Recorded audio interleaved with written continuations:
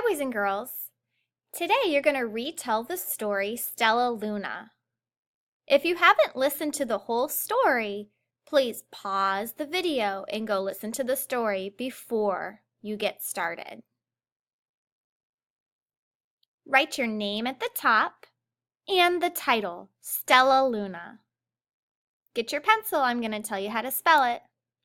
Capital S, T, E, L, L, A, L, U, N, A.